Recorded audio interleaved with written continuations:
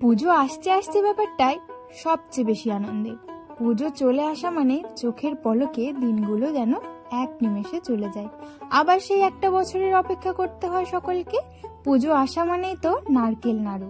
তবে আজকে চিনি আর নারকেল দিয়ে নয়, আজকে দুধ দিয়ে, চিনি দিয়ে, নারকেল দিয়ে খুব সহজেই সুন্দর নাড়ু তৈরি করা যায় সেই রেসিপিটাই আপনাদের সঙ্গে শেয়ার করে নেব। দুর্গাপূজার পরেই থাকছে লক্ষ্মী পুজো, আর লক্ষ্মী পুজোতে তো সকলের বাড়িতে নাড়ু হবেই হবে। তাই রেসিপি নিয়ে হাজির হলাম। আমার সঙ্গে ভিডিওটি শেষ পর্যন্ত দেখতে থাকুন, আশা করছি সকলের খুব ভালো লাগবে। প্রথমে নারকেলটাকে ভালোভাবে কুড়িয়ে নেওয়া হয়েছে, তারপর নিয়ে নেওয়া হয়েছে এলাচ আর চিনি। এরপর দুধটাকে গ্যাসে গরম হওয়ার জন্য বসিয়ে দিয়ে ভালোভাবে উতলে গেলে তার মধ্যে এলাচটাকে দিয়ে দেওয়া হলো। দুধটাকে বেশ ভালোভাবে জাল করে একদম অর্ধেক পরিমাণে করে নিয়ে আসতে হবে, একদম ঘন। এরপর দিয়ে দেওয়া হলো চিনি। চিনিটা দিয়ে আবারও ভালোভাবে দুধটাকে জাল করে নিতে হবে।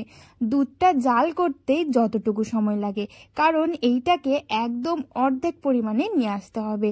দুধটা দেখতেই পাচ্ছেন পরিমাণে অনেকটা কমে গেছে। এরপর দিয়ে দিতে হবে কোরানো নারকেলটা।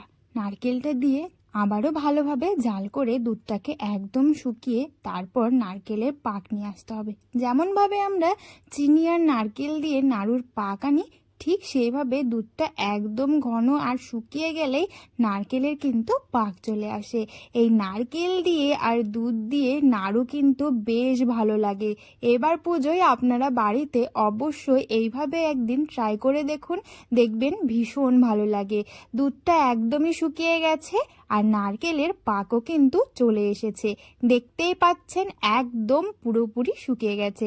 এরপর নাড়ু পাকানো শুরু করে দিতে হবে। গরম গরম নিয়ে হাতের মধ্যে গোল গোল করে পাকিয়ে নিলেই তৈরি হয়ে গেল দুধ দিয়ে তৈরি নারকেল নাড়ু, যেটার স্বাদ সবচেয়ে বেশি আর ভীষণ ভালো লাগে, খুব তাড়াতাড়ি হয়েও যায়।